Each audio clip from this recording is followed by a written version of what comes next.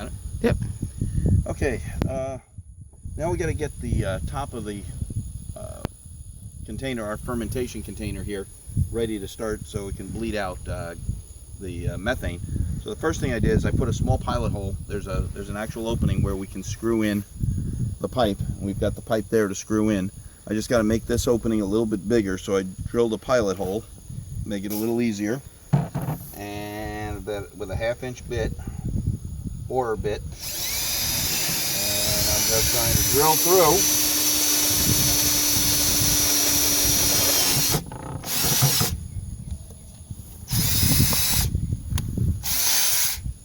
Now that's nice and open, so now we got to wait for our gas to come out. This is the eventual pipe that's going on there, and we'll get that set up. Now the next thing we got to do is we got to set up our pump, and we'll get back to you in a second while we get that ready.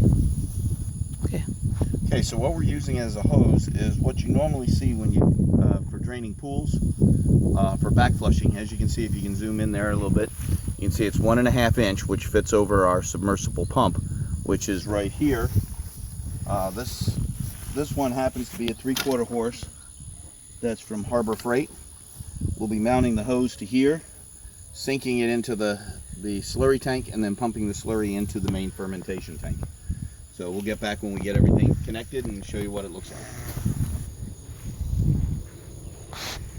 Okay, before we crank up the generator to power the pump, I just wanted to show you we've assembled our outflow pipe with the elbow, which will attach to here, which is the lid to the tote. We'll screw in there. Got a 2-foot section of PVC. This is 1/2-inch PVC. Threaded connector at the end, and then this brass connector. The reason for the brass connector is we're going to attach this clear tubing to the barb setting with screw-on clamps, and then to the other end we're going to attach this valve. This valve will help us control the flow of the gas coming out, and then to the other end will be more clear PVC, which will eventually be attached to some sort of burn-off mechanism, most likely a lamp, which will be coming here shortly. So I wanted to show you this before I started the generator because it's going to be real noisy while we pump. I meant to show you, as you can see, we've attached it with a clamp. One of the things we did, something you got around the farm all the time, baling twine, so that we don't lose the pump down inside the potential energy source, I guess is the best way to call it. More polite way to say it than what it really is. And this way we can lift the pump out of it later without having much problems, without having to reach in or pull on the electric cord. Okay, we've submerged the pump. I'm trying to get I got everything tangled around here. I'm trying to keep from ending up with the potential fuel, getting all over me. We'll now send this down into the fermenter to be pumped into there. And hopefully, if everything works the way we're expecting, we should be able to pump this right out.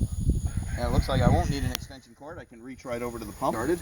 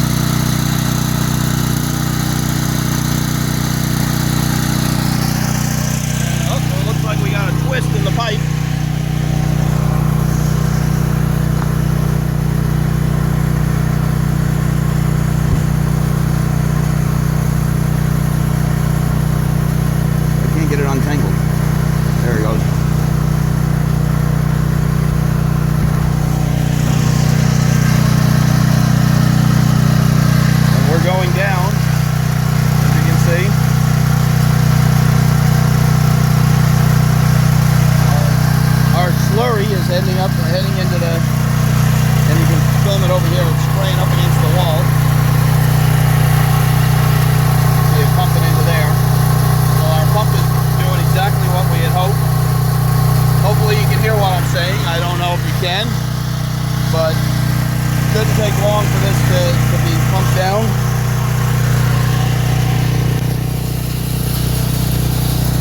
Trying to get the crimps out of it.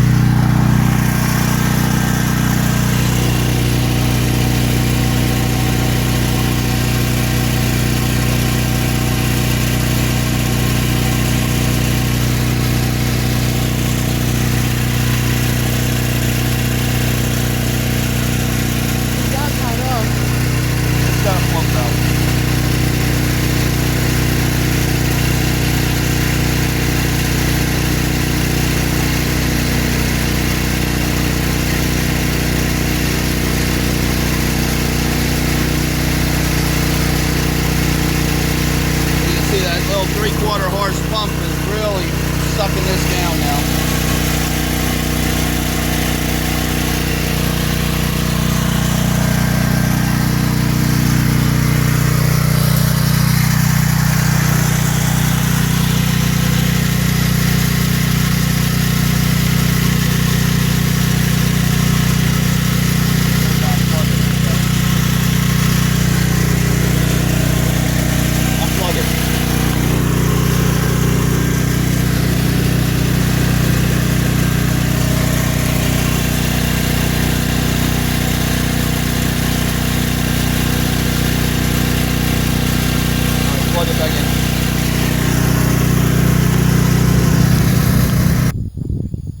Okay, ran into a slight problem.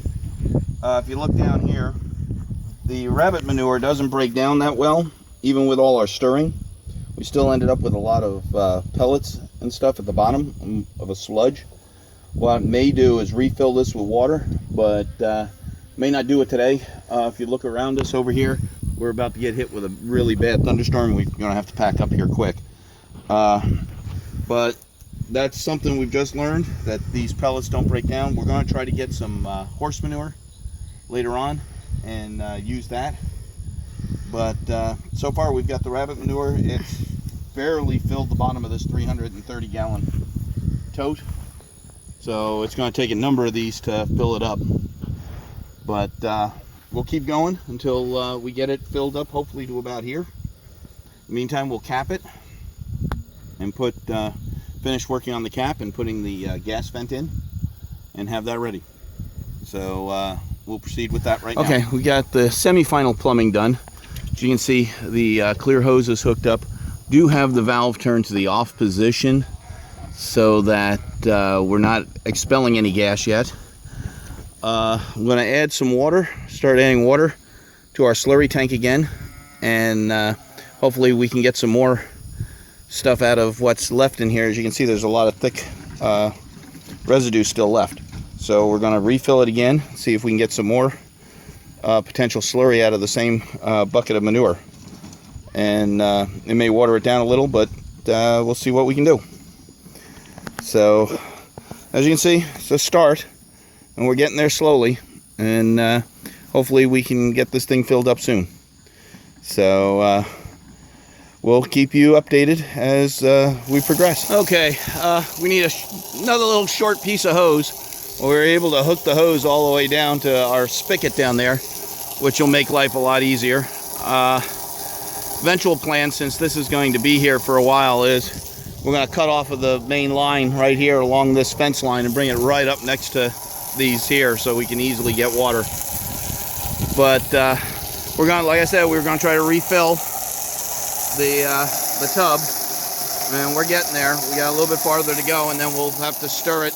We may let it just sit overnight and stir it tomorrow.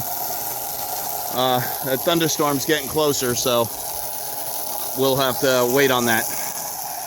So we're almost there. It's getting there, so we'll just have to pump a little bit more. Just a side note, we're adding little bits and pieces here as we go along. I know it's going to be a little fits and starts, but one of the advantages to the pump that we've got is that it can be removed from the tank hosed off, and we're also going to use it for transferring from the tank, from the fermenter, after it goes into a holding area, into a spray setup that we're going to use for fertilizing our pastures. So just thought you'd know something interesting about the pump we've got.